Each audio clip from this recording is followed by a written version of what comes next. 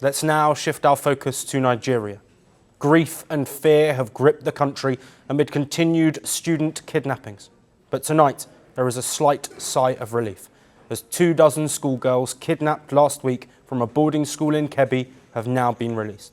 Nigerian officials say armed men stormed the school, killing the vice principal and taking 25 girls. One student escaped on the day of the attack. Nigerian President Bola Tinubu confirmed the return of the students in a social media post. He also asked security forces to intensify efforts to free others still in captivity. Security shall be top priority of our administration, because neither prosperity nor justice can prevail amid insecurity and violence. We shall defend the nation from terror and all forms of criminality that threatens the peace and stability of our country. A presidential advisor said the attackers struck moments after the military pulled back from the area. However, authorities say they had intelligence about a likely attack. The governor of Kebbi is now demanding an investigation into what he believes was an inside job. Find out actually what happened for that withdrawal. Because we know, even if we are not security officers, we know when an order was being given, the person that gives that order is the person that will withdraw that order. We want you to critically look into this. And while girls in Kebbi are back home, another community is dealing with fresh abductions. Police in Kwara State say 10 people were kidnapped on Monday evening. Reports say 5 children and a pregnant woman are among those who have been taken. Officers say armed men suspected to be herders entered the small village and opened fire before leaving with the hostages. Parents in the state of Niger are also still waiting for the release of their children. More than 265 students remain missing after one of the largest school kidnappings Nigeria has ever seen. More than 300 students and teachers were kidnapped from a Catholic school on November the 21st. About 50 managed to escape. One of them was a 13-year-old boy who says he got away when the gunman stopped to fix a broken motorcycle. When the gunmen came, they met us sleeping. When the gunmen came, they met us sleeping and they woke us up and told us to lie down. When we lay down, they tied us. When they finished tying us, they told us to stand up. As we were going, they shot a picture of Mary. When they stopped to repair their bike, I ran. He didn't see me. Even though he managed to escape, the incident has shaken him completely.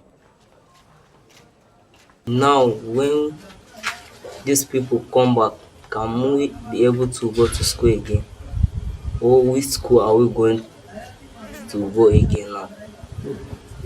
But me now, I'm thinking that maybe school is ended. And since the students were kidnapped, their parents have been gathering outside of the school every single day in the hope of finding them and taking them back to their homes. In my house, there is no peace. Everyone is confused at home, and there is no peace. My son is a small boy. He doesn't even know how to talk. We heard gunshots in the school. They came carrying children. We saw them leaving. There is no way I can sleep. Every day we are praying. May the people help us. Everyone is angry. Everybody has just been crying. After the incident, villagers said they had repeatedly asked for protection. But all they had were unarmed volunteer guards watching the school, who fled when dozens of gunmen arrived on motorbikes. Security analysts say the latest abductions expose gaps in Nigeria's national security structure.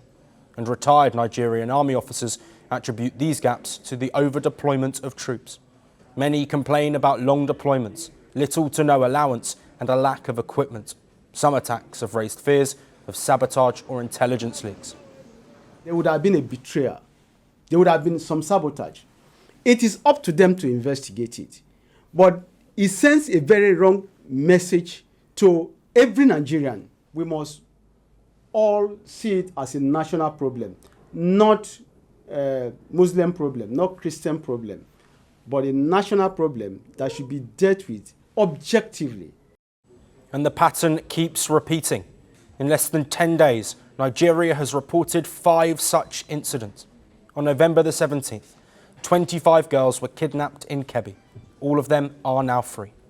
On the same day, another armed gang abducted 64 people, including women and children, from their homes in Zamfara State, which borders Kebbi.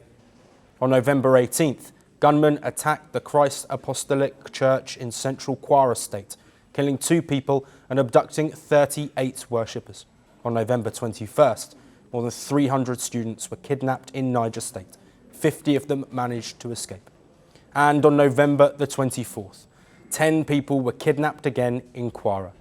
What's striking is that Kebbi, Kwara and Niger sit side by side in the northwest. Communities across the belt now live in constant fear of the next attack hitting them. Nearly 50 schools in the north have been shut due to these rising tensions. And amid the growing abductions, Nigeria's president has ordered more officers to leave the VIP protection convoy and return to frontline policing. He also approved the recruitment of 30,000 additional troops in the police. The Nigerian government is already under pressure from the West over its security crisis after Donald Trump's accusations of Christian persecution. Now, the rising kidnappings have added to Tinubu's government woes, and while authorities struggle to curb the violence, the citizens continue to live in fear. I wore the crown of a revolutionary. I promised to lift my nation. I claimed to fight imperialism. I became the very thing I warned against. I funded militias across continents. I feared my own shadow. Some called me the King of Kings. History calls me something else. The dictator. Who am I?